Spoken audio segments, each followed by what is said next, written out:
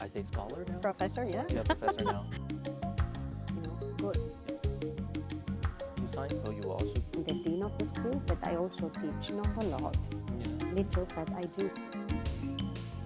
Thank you, Dean Gonzalez, for taking our interview. So the first question, as a current scholar and a former politician, what's your highest expectation from this China and EU summit? For me, the highest expectation is to build trust, because right now the relationship suffers from a trust deficit. China does not trust the EU to be different from the US, and the EU doesn't trust China to be different from Russia. And this is making building a relationship between China and the EU more complicated. And the only way to build trust is to walk the talk, is to set some objectives and walk towards those objectives. Mm-hmm. When you talk about this trust, I would say it's political trust, right?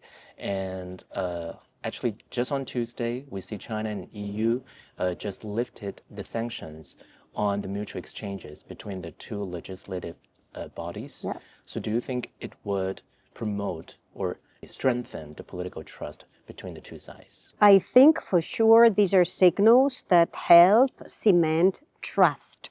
I think those are important signals that both sides give each other that they want to establish a functional relationship. And I think it's important that both do, because both Europe and China are systemic actors. They are systemic actors in global economy. They are systemic actors in the global fight against climate change. They are systemic actors to keep multilateralism alive. They are systemic actors in the fight to eradicate extreme poverty in the world. The two are systemic actors. And when you're a systemic actor, you must have a functional relation with other systemic actors. Mm-hmm.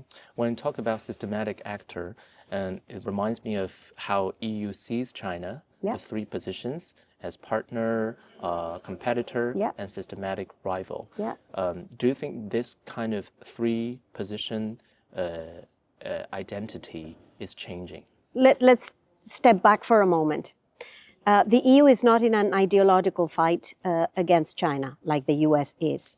And the EU is not in a friendship without borders relationship with China like Russia is. The EU has a relationship with China, valuable and valued relationship that it describes in three categories: partner, competitor, and systemic rival.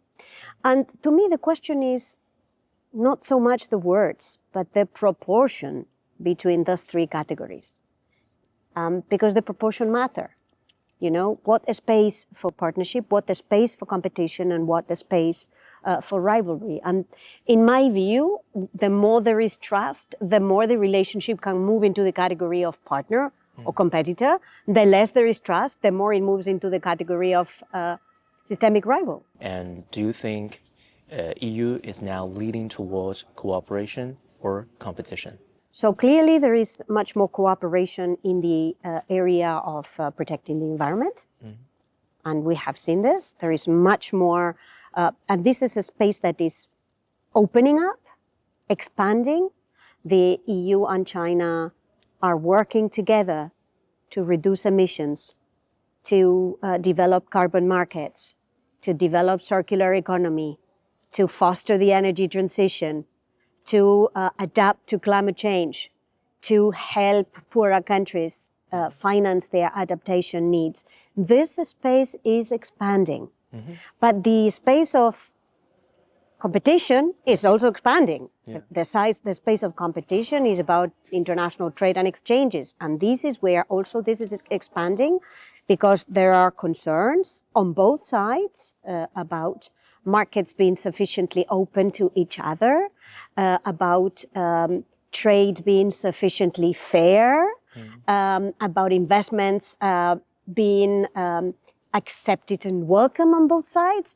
So, you know, you see there is a tension between the two. The two sides have found a good space to cooperate on environmental issues, sustainability issues, and the two are having to navigate a complex trade and economic landscape.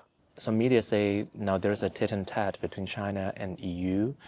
China wants to limit the minimum price for the French brandy export price as an exchange of the EU will allow a minimum export price for the Chinese EV cars. What do you think about this kind of exchange?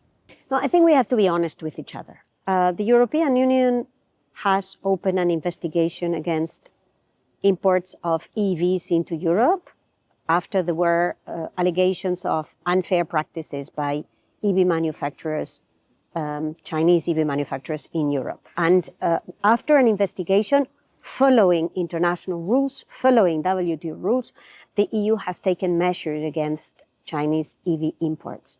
It's not to be unnice to China, it's to defend the international trade that is under fair conditions. The EU could have done what the US has done, which is to close its market to Chinese EVs. The EU has not done that. Mm-hmm.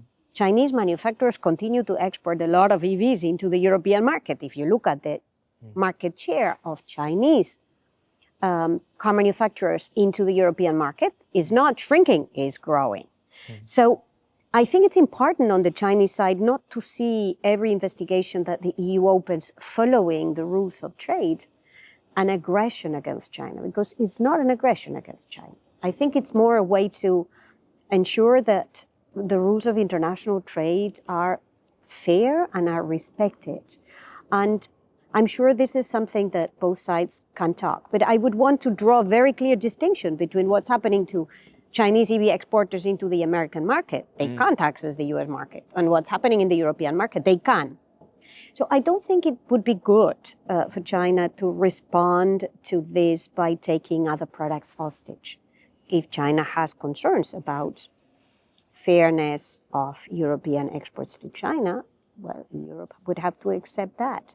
But I don't think it's helpful to build trust to engage in some form of tit-for-tat. Yeah, tit-for-tat, exactly. Chinese Foreign Minister Wang Yi was just in Paris several weeks ago. I don't know if you ever follow up his visit and the results of his talks with the foreign minister here in France. I think it's very important for the leaders to talk. I think it's very important for the foreign ministers to talk, for the leaders to talk, for the environmental ministers to talk, for the finance ministers to talk. We saw what happened during COVID when they did not meet each other, when ministers could not travel, when leaders could not travel, the trust deficit grew. And now we need to close the trust gap that exists. So I think the visits are very welcome. Talking is excellent to better understand each other's positions and maybe to close the differences that obviously exist. But you can't build trust if you don't try to understand what's motivating the other side and for the other side to understand what's motivating your position. Mm-hmm. Yeah, I think this trust is it's a like keyword of your answer. More concretely, how do you think the both sides can build this trust? So let me give you an example of how the two sides could build trust. The two sides could say, we will keep our markets open to each other, respecting the rules of international trade. Both of us agree not to weaponize international trade. It's very important because I see a bit of weaponization of international trade. And both sides could say, let's accept each other's investments, but within a framework that allows both sides to benefit from mutual investments. So this would be three concrete ways to build trust, or at least to have objectives that could be used to measure how much trust can be built, because both sides would be respecting those engagements. Mm-hmm. A follow-up question. I think a lot of people and a lot of media are looking forward to see the both sides to continue the negotiations on the CAI, the Comprehensive Agreement on Investment. Do you think China and EU will continue the negotiations of the CAI during or after the summit? I think it's important that both sides have a framework of rules to guide investments, Chinese investments into the European Union, European investments into China. But the question is whether this can be done straight or whether they have to, take a few more steps before engaging into a negotiation to make each other feel that it's worth re-engaging in a serious manner. Let's see. But, maybe the summit would be good to start building this trust that is needed between both sides. So now, under the Trump 2.0 administration, we see there is a tension between China and US, but also a tension between the EU and US. So do you think it's a good opportunity for the two sides to get closer with each other? I mean, my view is that China and the EU have to have a functional relationship irrespective of the US.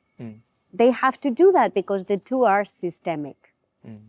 Now, the two today, with a US administration that is less interested in international cooperation, maybe the two, China and the EU, have a space to build together, to work together, to protect an international rules-based order, to protect rules-based international trade, to protect the Paris Climate Agreement, to protect those international spaces which help stabilize a very turbulent world.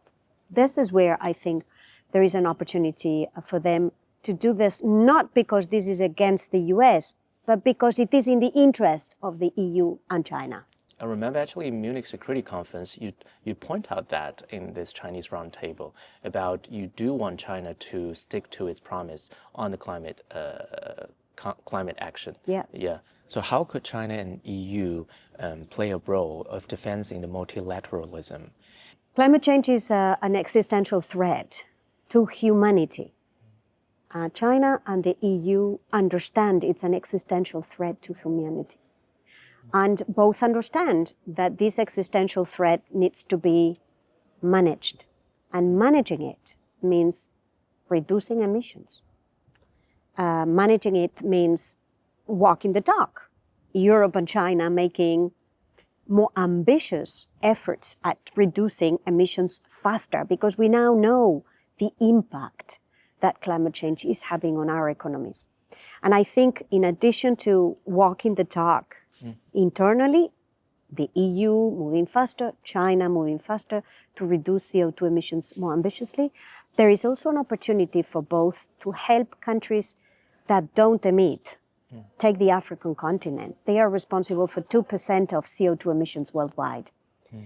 But they need financing today to adapt to the consequences of climate change. So the two have an opportunity. China and the EU have an opportunity also to build financing the resilience of countries that don't emit and today are on the front line of the impact of climate change. So this is a space for partnership, for cooperation, bilaterally, but also multilaterally. And I think this is a very clear area where the two could build a lot of trust. And so apart from the global climate action, what other parts and aspects can China and EU play in order to create an inclusive world? I think international trade is the other one. Both China and the EU represent respectively 13-14% of international trade. This is big. This is systemic. Both have an interest in a rules-based trading system. Both have an interest in keeping the rules of international trade, in reforming the rules of international trade, some of which are outdated because we've not been able to reform them in the World Trade Organization, and both have an interest in respecting the rules of international trade.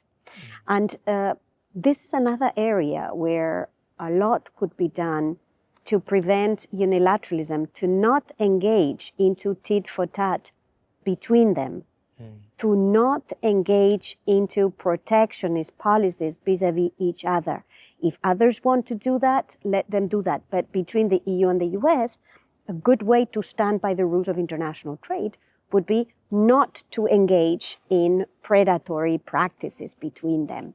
So I see climate and trade as two areas where China and the EU could work together to build trust, to demonstrate that they seriously care about the relationship that they have. Okay, thank you very much. That's all from me. Do you want to add other points? It's been a pleasure. Thank you.